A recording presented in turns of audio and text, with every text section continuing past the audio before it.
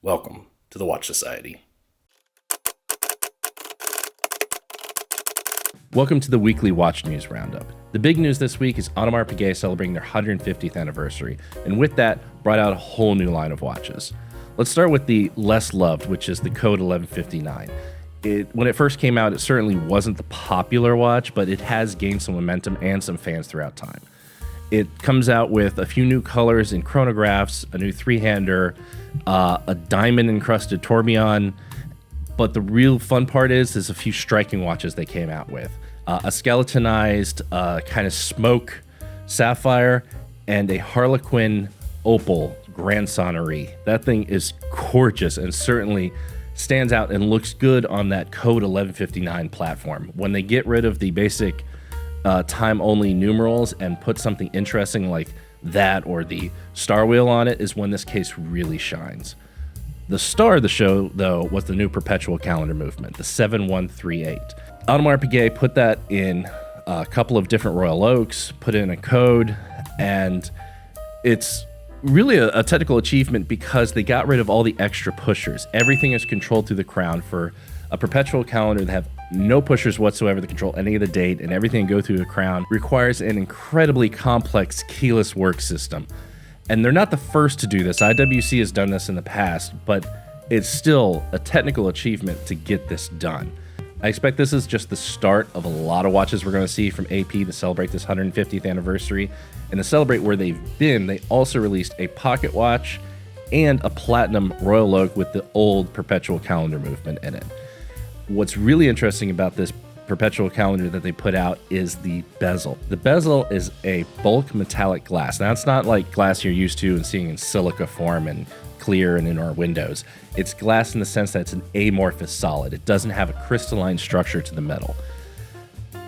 Why is this important? Well, I give AP credit for trying something new. This is an interesting bezel, and in order to create it, it requires a certain kind of alloy. In this case, it's a majority palladium, part of the platinum group, much rarer than platinum, actually. It has the same gray sheen, though it's a little bit different from the rest of the platinum, so the bezel does look a little different.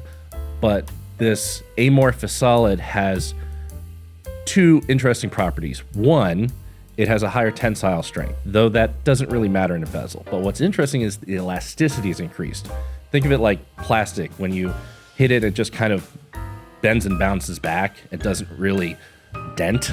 That's what this is supposed to be able to do. So when you hit that bezel against the doorway or a table, it shouldn't dent as easily, maybe not even scratch as easily.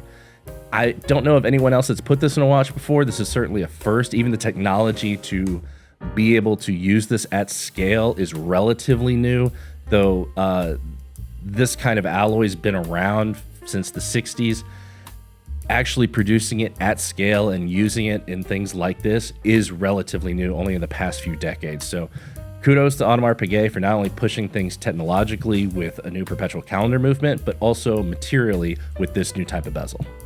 Now, we're all probably tired of hearing about Swatch and MoonSwatches and all, but let's be honest, the MoonSwatch has been a great thing for the watch industry. It's brought in new people to watches and new lifelong fans. It's been a cultural success in a way that watches aren't always, in a wider cultural sense, popular outside of, well, Rolex, to be honest, or a Bond Omega. So MoonSwatches for the watch world has been great. With that, you're going to keep seeing them. And this week, Swatch released the 1965 MoonSwatch. It's supposed to celebrate the 1965 passing of the NASA flight certification for space. I will say the funny part is Swatch trolled the competition from that time by releasing in pictures the bioceramic versions of the Longines Wittenauer chronograph and the Rolex Daytona chronograph that were competition to be flight certified. Obviously, the Rolex one doesn't say Rolex on it. The Wittenauer Longines does because Swatch owns those brands, so they can put it on it. But the case design is obvious, and it was never meant to be sold, but just kind of to show off as a little teaser to say, hey, these are the watches we beat when we got to go to the moon and fly with NASA. It doesn't look like the first watches that were sent up. It looks like the white Speedmaster that we see today. So it celebrates the 1965 flight test in name only. In reality, this looks like the current Speedmaster it's out, and that's really where the synergy for these two come together, is the Swatch version of the Omega watch. Either way, it does look good.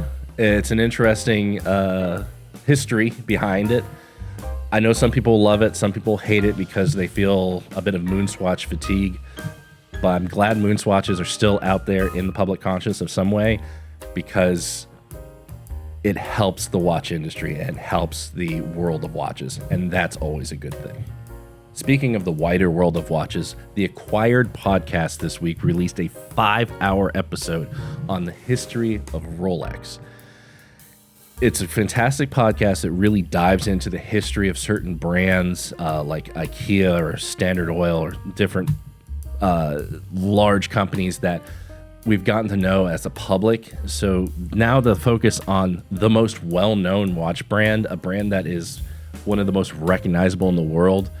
It's good to see outside looking into the watch world. And if you are interested in the history of watches in any way, this is one that you should listen to. Yes, it's 5 hours long. It goes by quickly. It's a good thing to listen to on the way to work and back. Enjoy it. You'll love it if you love watches. If you're a fan of The New Yorker, you might know who Christoph Niemann is. He's the illustrator who's become synonymous the past 2.5 decades with New Yorker cartoons. And Timex is celebrating The New Yorker's 100th anniversary by releasing a new Marlin-style watch with his illustration of the New York skyline on it. It also has the cutest little addition of a bagel right in the center of the watch where all the three hands match up.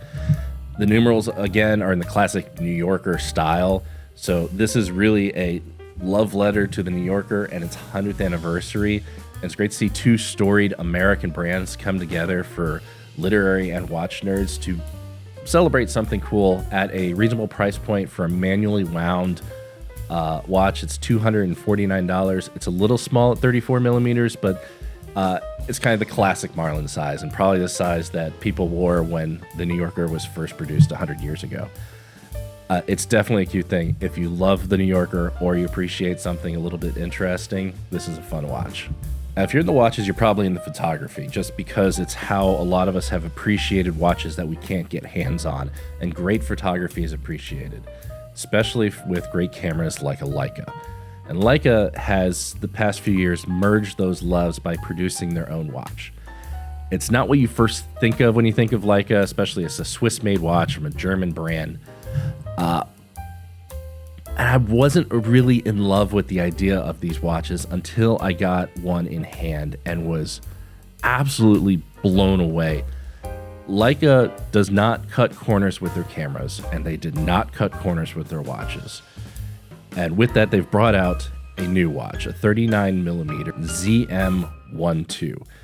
Comes in a couple of different color options, and each one comes with 3 different straps. You have fabric, rubber, or a bracelet strap, and it has an easy strap change system where you push on the little red dot in the back, the iconic red dot that is associated with Leica cameras. And at first, this looks like a cool try at a watch. I say that because Leica, again, is not known for watchmaking, but Leica decided to do things right. They're not going and grabbing a Celia movement and throwing it in something and not really caring. They really took the time to design a watch that has a lugless design, has their own style to it, and the movement is from a small manufacturer called Crenode. If you're unfamiliar with Crenode, that's probably by design, because they make movements tailored towards the oddballs of the industry. They make movements for Hermes, MB&F, Chapek, Treelobe. They work on these unusual movements for unusual brands.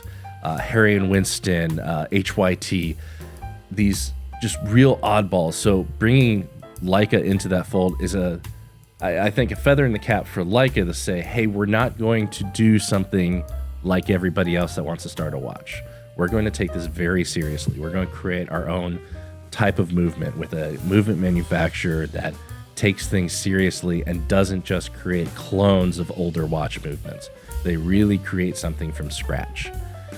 And it looks good. Like when you get a Leica watch in hand, it will impress you. I will say throughout my time of being in watches, there's a lot of cases of don't meet your heroes, where you get a watch in hand and you're like, oh, that's not that great. There's very few that impress you when you first see them, like, oh, I wasn't expecting this. And a Leica watch in hand was one of the biggest surprises. That and the Longa Odysseus. Those are the two watches that I've gotten in hand that have completely blown away my expectations when I first got them in hand. I'm not saying it's a Longa Odysseus. I'm just saying that I was impressed compared to what I expected. So if you like this watch at a price point of under $7,000 for that custom movement and the details they put into it and a really well done watch, if you like the style, I recommend going for it.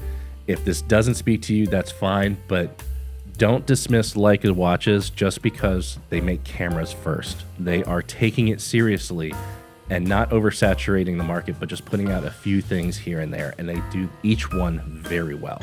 So kudos to Leica.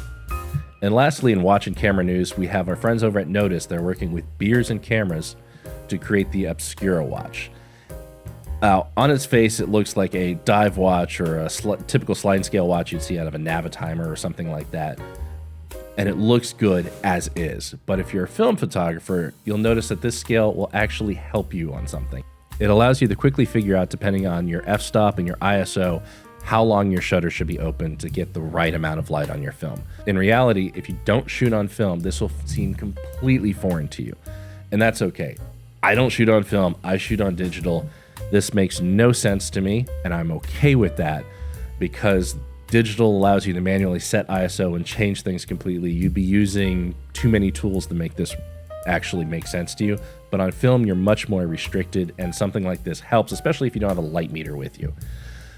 But ignoring that, and ignoring the fact that Nodus came up with something cool and new on a watch, it's just a good looking watch. It has movement in it that comes from Seiko and is for $650. Automatic watch with an interesting story behind it and a new way to do something.